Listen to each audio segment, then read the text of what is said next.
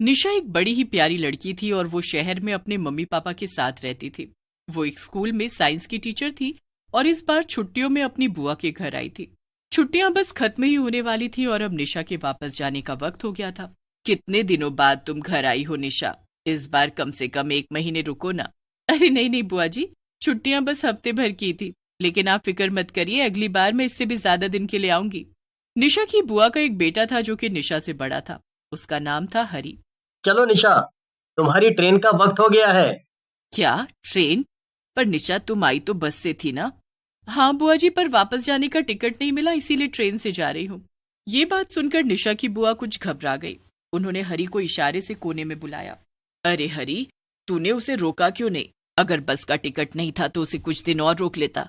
तुझे पता नहीं है क्या कि ट्रेन से जाने में कितना खतरा है? रात का समय हो गया है, अगर कहीं वो भूतिया ट्रेन आ गई तो। माँ, मैंने बहुत समझाया निशा को, मगर वो मानी ही नहीं। चलो अब जो हुआ सो हुआ, तू उसे जरा ध्यान से उसकी ही ट्रेन में बिठा कर आना। देख, जब तक वो अपनी ट्रेन में ना बैठ जाए तब तक वापस मत आना। हरी अपनी माँ की बात मानकर निशा को स्टेशन ले जाता है। स्टेशन पहुंचकर निशा और हरी ट्रेन का इंतजार करने लगते हैं। अरे, यहाँ तो हमारे सिवा लोग ही नहीं दिखाई दे रहे, ऐसा क्यों? सब लोग ज्यादातर बस से आते जाते हैं और खासकर रात में तो यहाँ कोई भी नहीं आता है। क्यों? ऐसा क्यों? ऐसा क्या है यहाँ जो लोग रात को आते ही नहीं है? शहर में तो रात भर स्टेशन पर भीड़ बनी रहती है। लेकिन एक भूतिया ट्रेन की वजह से लोगों ने रात को यहाँ आना बंद कर दिया है। वो अक्सर रात को यहाँ से निकलती है और जो भी उसमें गलती से भी चढ़ जाता है वो कभी वापस नहीं आता है। क्या? कैसी बातें कर रहे हो तुम हरी? ऐसा कुछ नहीं होता है। तुम ऐसे हंसो मत निशा, ये कहानी नहीं है बल्कि एकदम सच है। गांव के कई लोग इस भूतिया ट्रेन का शिकार हुए हैं और कितने सारे लोगों ने तो अपनी जान तक गंवाई है। देखो हरी, मैं साइंस की टीचर हूँ और तुम चाहते हो कि मैं ये कहानी मान लूं? हाँ? क्या तुम भी? कुछ लोगों ने एक झूठी सच्ची कहानी बनाकर तुम्हें सुनाई और तुम सबने मान भी ली। अरे निशा, ये सच है। खैर छोड़ो, मैं तुम्हारे लिए पानी लेकर आता हूँ।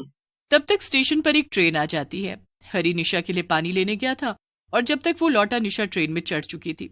ट्रेन को देखकर हरी की डर के मारे हालत खराब हो जाती है, क्योंकि निशा गलती से भूतिया ट्रेन में चढ़ गई थी। नहीं नहीं निशा, वापस आओ, नीचे उतर जाओ, ये वही भूतिया ट्रेन है। मैं कह रहा हूँ ना तुमसे, तुम वापस आओ। बस भी करो हरी, ठीक है, मैं भूतों को तुम्हारा हेलो बोल दूंगी और कहो तो वीडियो कॉल भी करा दूंगी। हाँ? चलो बाय, अपना और बुआ का ख्याल रखना। इतना कहकर निशा ट्रेन के अंदर चली गई और ट्रेन फौरन चल पड़ी। बड़ी अजीब बात है, इस ट्रेन में तो मेरे अलावा कोई भी नहीं है। कुछ समझ नहीं आ रहा। निशा एक सीट पर बैठ जाती है, तभी उसकी नजर सामने बैठी एक औरत पर पड़ती है। वो औरत सफेद साड़ी पहनकर बैठी थी। हाँ, चलो कोई तो है यहाँ, मुझे अकेले काफी अजीब लग रहा था। निशा अपने फोन में कुछ देखने लगती है। जब वो दोबारा सामने देखती है तो वहां 2 औरतें बैठी हुई थी। दोनों ने सफेद साड़ी पहनकर रखी थी। अरे, अभी तो यहाँ बस एक ही औरत बैठी थी, अब ये अचानक से 2 कैसे हो गई? खैर, मुझे क्या। निशा फिर से अपने कामों में लग गई। अपना बैग सीट पर रखकर वो लेटने की तैयारी में थी कि उसकी नजर दोबारा सामने बैठी औरतों पर पड़ती है। इस बार सामने 3 औरतें वैसी सफेद साड़ी में थी। ये क्या हो रहा है? कुछ ना कुछ तो गड़बड़ जरूर है। फिर ट्रेन एकदम से रुक जाती है और निशा बाहर झांक कर देखती है। वहां एक बहुत अजीब सा स्टेशन था और उस पर कई यात्री खड़े थे। सभी यात्रियों ने सफेद रंग के कपड़े ही पहन रखे थे और सभी नीचे सर झुकाए थे। उनमें से कुछ यात्री ट्रेन में चढ़ जाते हैं और ट्रेन आगे चल पड़ती है। यहाँ तक कि निशा के सामने बैठी सब औरतें भी स्टेशन पर उतर जाती हैं। पता नहीं क्यों, मगर ये ट्रेन और इसके यात्री दोनों ही बहुत अजीब लग रहे हैं। निशा ध्यान देती है कि ट्रेन में बैठे सभी यात्रियों के पैर उल्टे थे।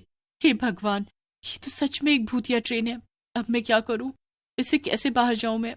निशा ध्यान देती है कि ट्रेन दोबारा एक स्टेशन पर रुकती है और वो भी ठीक 15 मिनट बाद।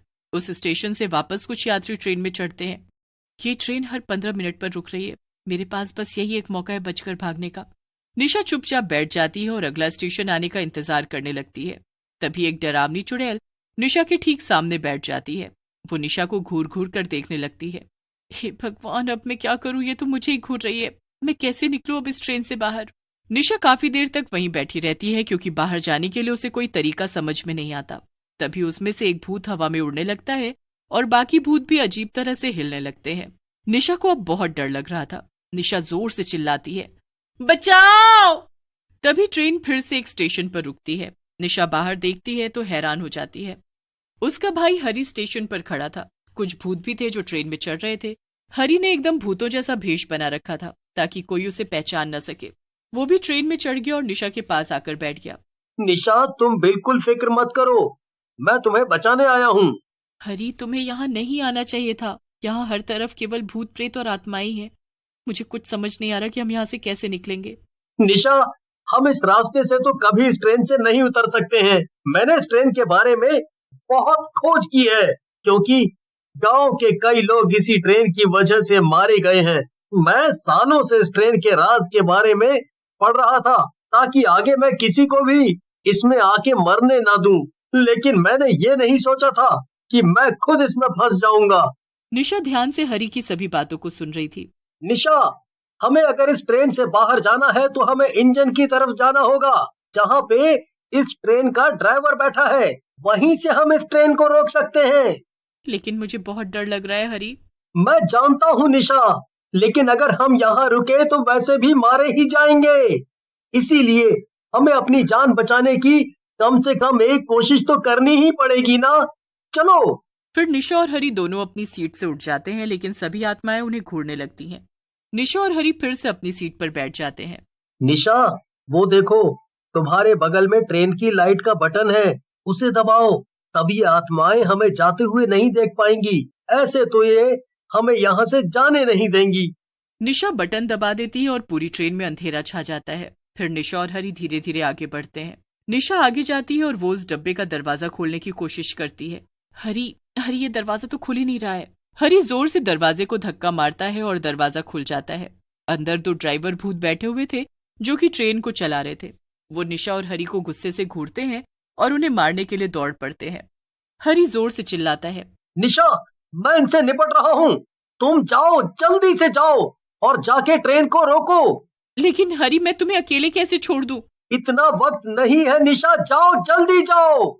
दोनों भूत हरी पर हमला कर देते हैं, लेकिन निशा जल्दी से वहां से बचकर भागती है। वो सीधा ड्राइवर की सीट के पास जाती है, लेकिन उसे वहां कुछ भी समझ में नहीं आता है। वहीं दूसरी तरफ हरी किसी तरह उन भूतों से लड़ रहा था और खुद को बचा रहा था। हरी, मुझे यहाँ कुछ भी समझ में नहीं आ रहा है, मैं क्या करूँ? ज्यादा कुछ मत सोचो निशा, बस वहाँ एक लाल कलर का बटन होगा, उसे दबाओ, ट्रेन अपने आप रुक जाएगी। निशा जल्दी से वो बटन दबा देती है और ट्रेन की सीटी बज जाती है। ट्रेन की रफ्तार धीमी होने लगती है और ट्रेन थोड़ी देर में रुक जाती है। चलो हरी, ट्रेन रुक गई है, जल्दी करो, चलो यहाँ से। निशा, मैं कोशिश कर रहा हूँ, लेकिन इन भूतों ने मुझे पकड़ रखा है। मैं क्या करूँ? तुम मेरा इंतजार मत करो, तुम जल्दी भागो यहाँ से। नहीं हरी, मैं तुम्हें यहाँ अकेला छोड़कर बिल्कुल नहीं जाऊंगी। निशा देखती है कि ड्राइवर की सीट के पास एक टूल बॉक्स रखा हुआ था। वो उस टूल बॉक्स को उठाकर भूतों के सर पर मारती है और भूत हरी को छोड़ देते हैं। हरी और निशा जल्दी से ट्रेन से कूद जाते हैं। भागो हरी, जल्दी भागो। नहीं निशा, अब डरने की कोई बात नहीं है। क्या मतलब? निशा, ये भूत इस ट्रेन से बाहर नहीं आ सकते हैं। इनकी आत्मा इसी ट्रेन में कैद है। अब बाहर हम एकदम सुरक्षित हैं। निशा और हरी ट्रेन से बाहर निकलकर चैन की सांस लेते हैं। फिर वो अपने घर वापस चले जाते हैं और सबको भूतिया ट्रेन के बारे में बताते हैं। लोगों का मानना था कि वो ट्रेन अक्सर उस स्टेशन से गुजरती थी, लेकिन उस दिन के बाद से कोई भी उस स्टेशन के आसपास भी नहीं गया।